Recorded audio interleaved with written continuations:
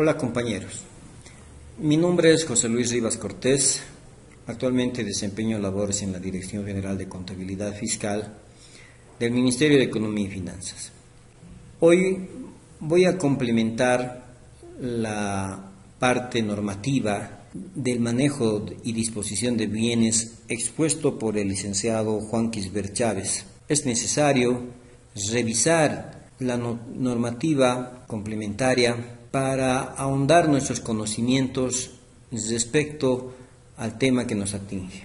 En primer lugar, para el tema referente a los inventarios, deberíamos revisar, incluso por cultura general, estos documentos denominados la Norma Internacional de Contabilidad, la NIC 2, y la Norma Internacional de Contabilidad del Sector Público, la NIC SP 12, referente a inventarios. Estas dos normas ampliarán nuestro criterio respecto al tema. Por ejemplo, la NIC 2 nos indica en uno de sus acápites que se considera como activos realizables los adquiridos para ser vendidos en el curso normal de la explotación, los que están en proceso de producción de cara a esa venta, o los que forman parte de materiales o suministros para ser consumidos en el proceso de producción o en el suministro de los servicios. Como ustedes verán, este último párrafo es el que nos enmarca normativamente para tener la definición de la administración de los inventarios que actualmente lo llevamos en el sector público. Otro punto que podríamos revisar en la que expresa la NIC 12 de inventarios, la NIC SP 12, dice: cuando los inventarios son vendidos, intercambiados o distribuidos, el importe de los mismos se reconoce como gasto del mismo periodo en el que se registran los correspondientes ingresos ordinarios o recursos. De ahí es que nosotros, en el sector público, tomamos en cuenta que los inventarios son registrados como bienes de consumo y que exponemos al final del periodo el inventario que quedó para su utilización en la siguiente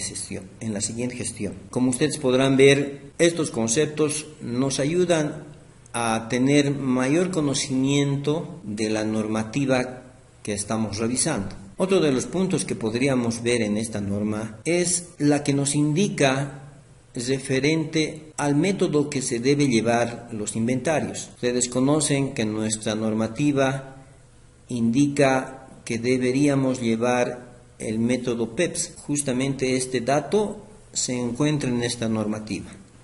De igual forma, para el tema de activos fijos, deberíamos revisar estas dos normas. La Norma Internacional de Contabilidad 16, Propiedades, Planta y Equipo, y la Norma Internacional de Contabilidad del Sector Público, NIC SP 17, denominada con el mismo nombre, Propiedades, Planta y Equipo.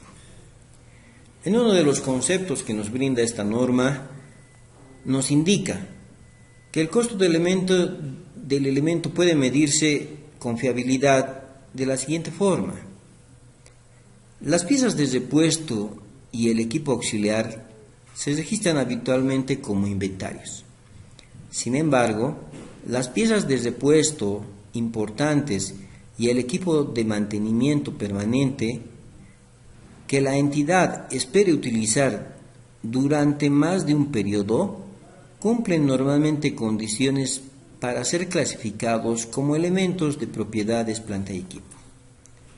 De ahí que nosotros podríamos clasificar o debemos clasificar nuestros activos fijos cuando estos van a ser utilizados por más de un periodo, aspecto que nos ayuda a hacer la clasificación de los bienes para la conveniencia de nuestras entidades. De igual forma, la norma internacional para el sector público nos indica: si se evalúa un determinado periodo, perteneciente a la propiedad, planta y equipo, deben también ser revaluados todos los activos que pertenezcan a la misma clase de activos. Este nos da un criterio para lo que conocemos, lo que llamamos revalúo.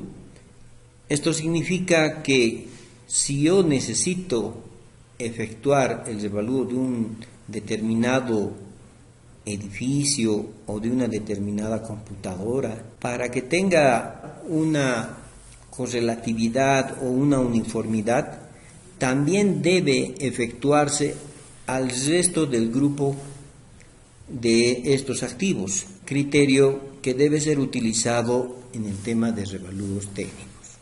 Por último, veremos estas otras dos normas que son del ámbito nacional. Por ejemplo, la norma de contabilidad número 4, denominada revalorización técnica de activos fijos. En uno de sus párrafos nos dice: la revalorización técnica debe ser realizada por un profesional experto en la materia, de acuerdo a la naturaleza de los bienes revalorizados y debidamente matriculados en el organismo profesional correspondiente.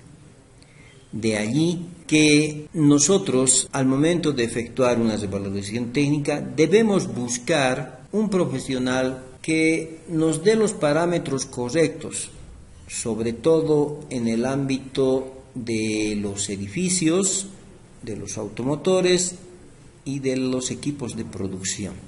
También podemos revisar o debemos revisar las normas básicas del sistema de contabilidad integrada, los cuales, por ejemplo, en el artículo 31 nos indica lo siguiente: la depreciación de los bienes de uso deben estar realizados mediante el método establecido para la depreciación de los bienes de uso, es el de la línea recta, salvo en casos especialmente debidamente fundamentados. También podríamos revisar las normas básicas del sistema de contabilidad integrada, que para el ejemplo, en el artículo 31 dice: la depreciación de los bienes de uso, el método establecido para la depreciación de los bienes de uso es el de la línea recta, salvo en casos especiales debidamente fundamentados. Los bienes de uso se deprecian desde el momento en que comienza su utilización efectiva. En el mes de inicio se calcularán los días correspondientes.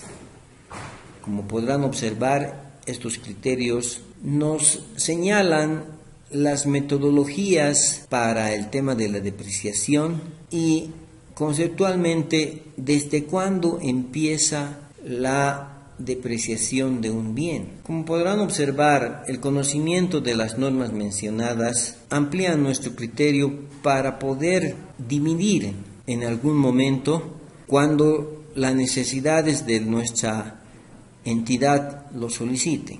Como podrán observar o apreciar, la lectura de estos documentos anteriormente mencionados nos ayudarán a tener una mayor perspectiva y criterios respecto a la administración de los bienes,